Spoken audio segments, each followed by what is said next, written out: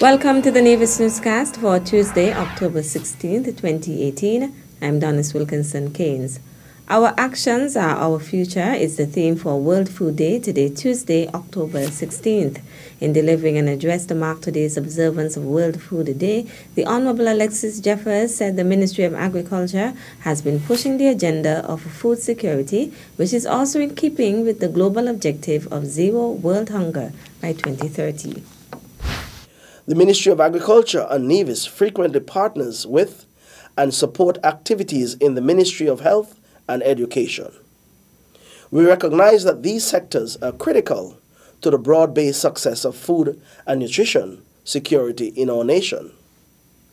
Additionally, we continue to facilitate the growth of school gardens and shade houses, as seen at the Charlestown Primary School and the Chef Academy program from the Ministry of Health, in which creative dishes are made from locally produced items. These are just two programs which showcase how we are working to be sustainable in our food production.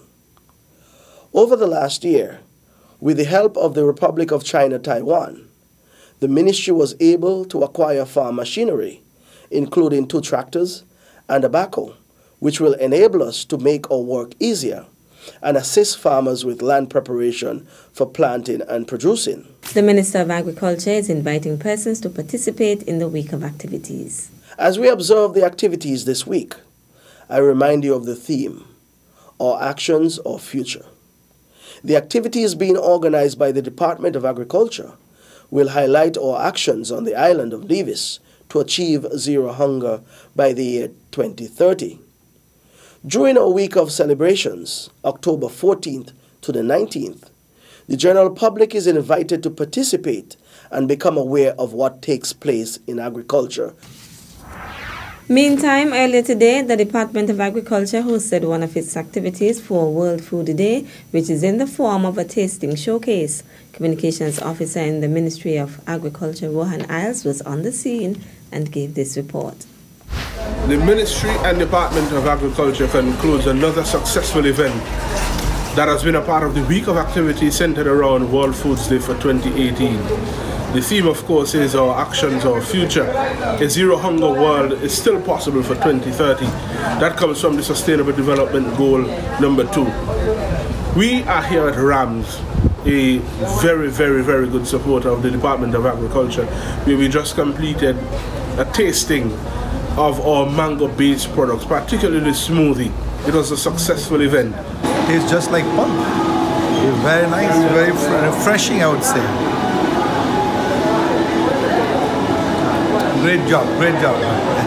We are here with Kumar, who is the retail manager for RAMS group of companies.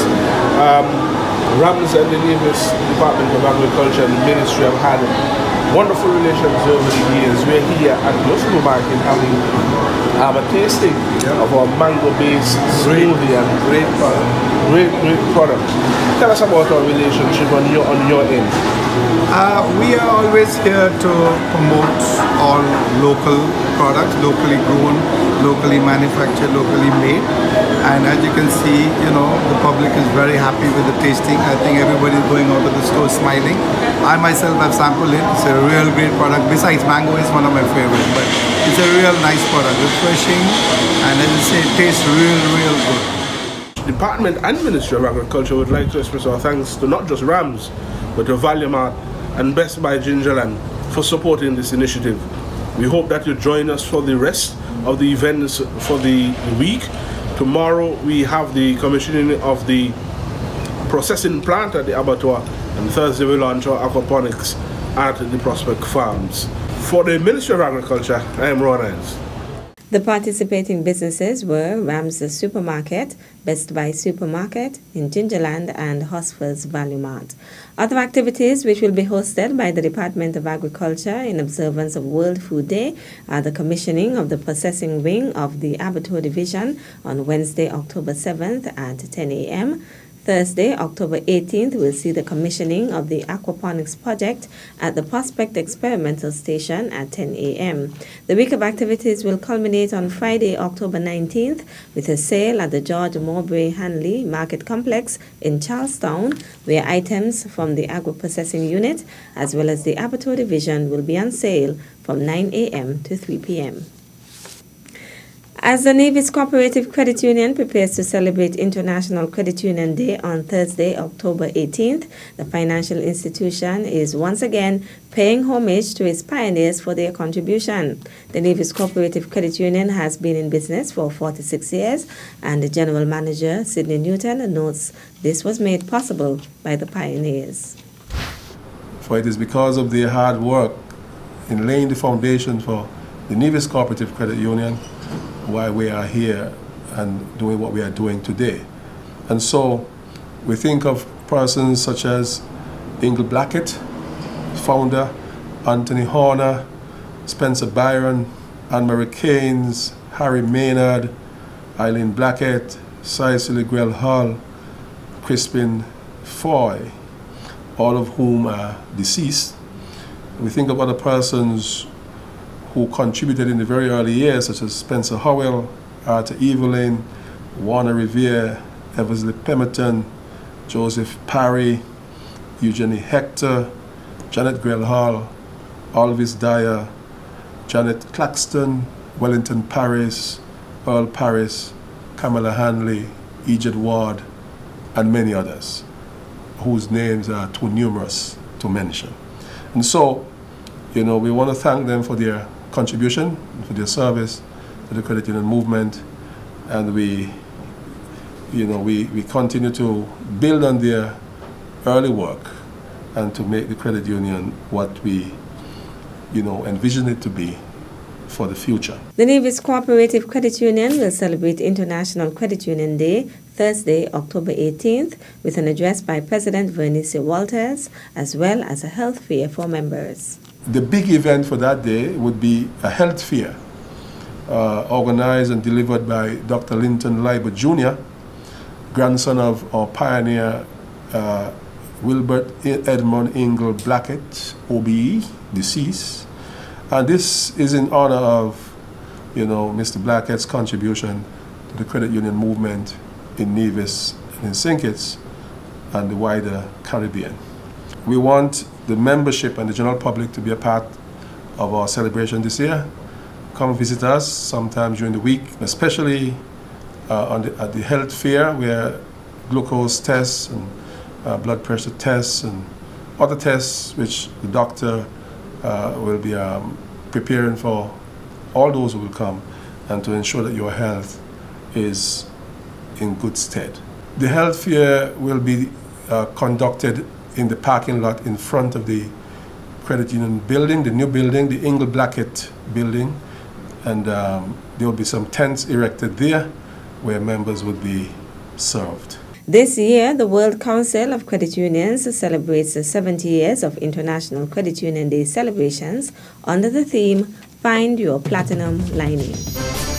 Still to come, Senior Minister Amory signs a declaration to protect children from exploitation through work.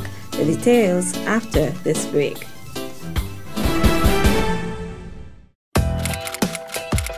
Even though I'm in Taiwan studying, I stay connected to home by watching local news on NevisTVOnline.com using my NTV app on my mobile device. Remember, if you don't see and I don't see, NNC on NTV. Try it now.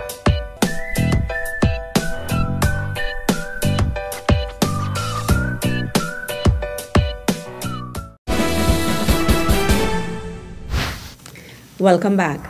Premier the Honorable Mark Brantley recently thanked the Republic of China Taiwan for its continued engagement to assist in addressing the crisis of non-communicable diseases, NCDs, in St. Kitts and Nevis. On an arrangement with the Federation, the Republic of China Taiwan is providing training in the prevention and control of NCDs. I want to report that we've had the return of a physician, nurse, and school meals chef from a one-month training course in Taiwan on chronic kidney disease. I think you would remember that we have a 3-year arrangement with Taiwan where they are helping us to assist with this killer, which is kidney disease, as one of the many NCDs which are impacting our people. 3 persons who were just trained were Dr. Ravi Shankar, Nurse Visha Stapleton, and Mr. Michael Henville, who, as you know, heads our Chef Academy. These people were 3 persons in addition to 3 that were trained last year in 2017. Another group is supposed to go. So the idea is that we're transferring skills by going there for a 1-month period, and then they come back and others go. But the idea is that when they come back, they will, of course, assist each other. Meantime, Premier Brantley noted that people have the power to make a difference in terms of the prevention of NCDs. We are having a crisis in our country, and NCDs and the cost of treating NCDs is gobbling up most of the health budgets of most of these countries. The old people always say an ounce of prevention is worth a pound of cure. And what we know about NCDs is that most of the NCDs can be avoided with lifestyle changes. Proper diet, moderate exercise, less drinking of alcohol, doing the things that the Health Promotion Unit and our departments and ministries of health, our health centers, continue to encourage us to do. So I want again to use this platform to encourage our people to eat moderately and sensibly, exercise moderately, and to try and lead healthier lifestyles. If we can spend $1 in prevention, it is worth $100 later in cure. And many of our people develop diabetes, develop hypertension, it leads them to chronic kidney disease, it leads to amputations, it leads to morbidity, and as we've learned, 8 out of 10 deaths are attributable to NCDs. Premier and the Senior Minister of Health, the Honorable Mark Brantley. Children in St. Kitts and Nevis now have an added layer of protection from any exploitation through work that deprives them of their childhood with the recent signing of the Declaration on the Establishment of the Regional Initiative, Latin America and the Caribbean, Free of Child Labor. The declaration was signed on Thursday, October 4th, 2018, by Senior Minister and the Minister of Labor, the Honorable Van Semri, during the 19th American Regional Meeting of the International Labour Organization, ILO, in Panama. According to the ILO, the term child labor is defined as work that deprives children of their childhood, their potential, and their dignity, and that is harmful to physical and mental development. It refers to work that is mentally, physically, socially, or morally dangerous and harmful to children and interferes with their schooling by depriving them of the opportunity to attend a school, obliging them to leave school prematurely, or requiring them to attempt to combine school attendance with excessively long and heavy work. The organization says, however, that it is important to note that not all work done by children should be classified as a child labor that is to be targeted for elimination.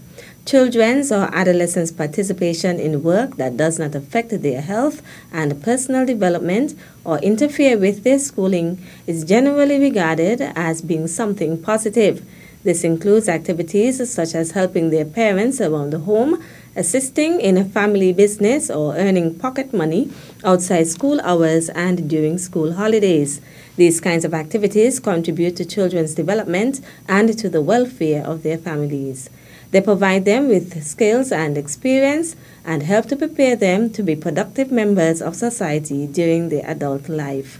The ILO adds that hundreds of millions of girls and boys throughout the world are engaged in work that deprives them of adequate education, health, leisure, and basic freedoms, violating their rights.